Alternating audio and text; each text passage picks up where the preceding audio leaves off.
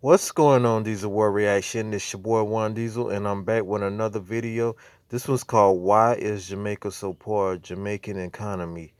Let's get into it, folks. I came across this video and I just was curious to know why the country's poor. Let's get into it. Uh,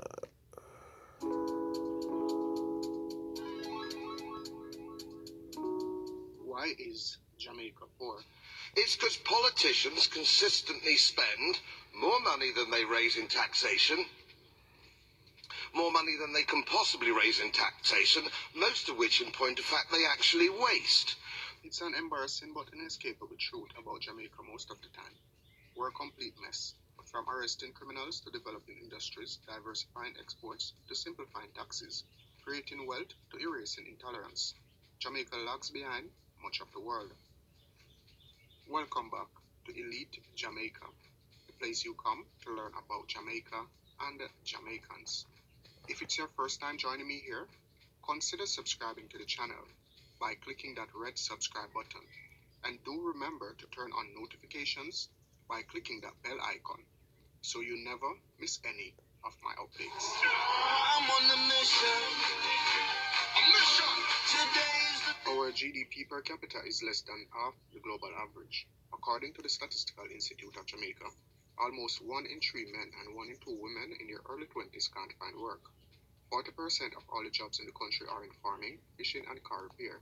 Construction and tourism provide a quarter of the rest. And those odd-bait jobs pay about 11,500 Jamaican dollars a week. Not enough to afford the cell phone or the computer to watch this video. What is a beautiful banana republic to do? 200 years ago, Jamaica was the richest colony in the British Empire by a distance, and its citizens like Simon Taylor and Thomas Thistlewood, the most wealthy. Falmouth famously had running water before New York.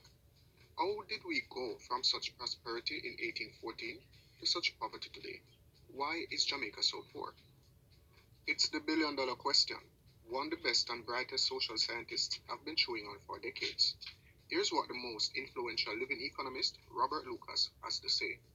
Is there some action a government of India could take that would lead the Indian economy to grow like Indonesia? If so, what exactly? Once one starts to think about it, it is hard to think about anything else.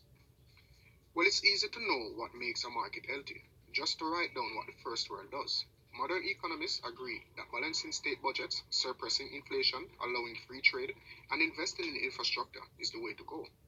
But what's good for the country is not necessarily good for the government. In a democracy where politicians only last a few years at the top, it makes more sense to spend as much as you can, protect the interests of powerful friends, and skimp on infrastructure apart from big, prestigious projects. Still, with selfish people in power everywhere, why do rich countries stay rich and poor countries stay poor?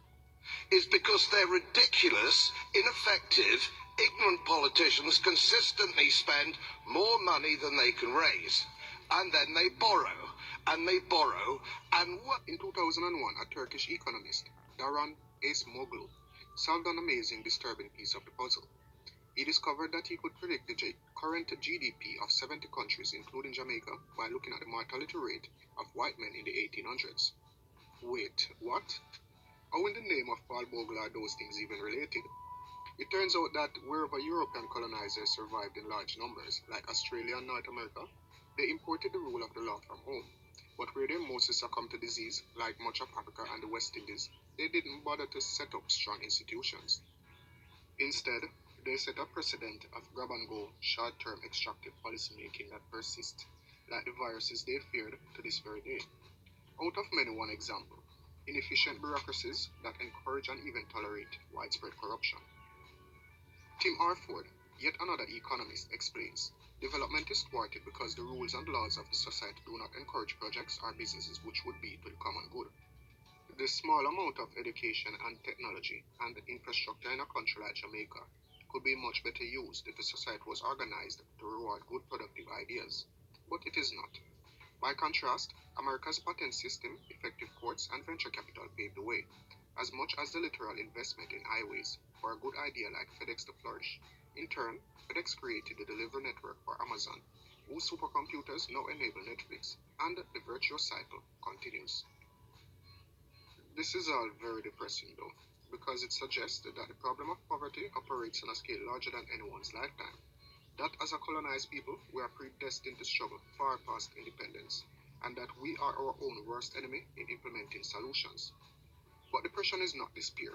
We have to find a way to align the short-term interests of our elected officials with the long-term interests of the economy. How to do that remains unanswered. But with the world's best and brightest on the job, it will probably only take like another 200 years. Thank you for joining me again, guys. I hope you enjoyed this video or you found it informative.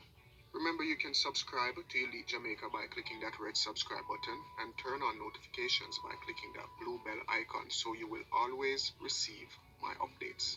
Thank you for watching. I am Alex. Bless. I'm on the mission. A mission. Today's the day.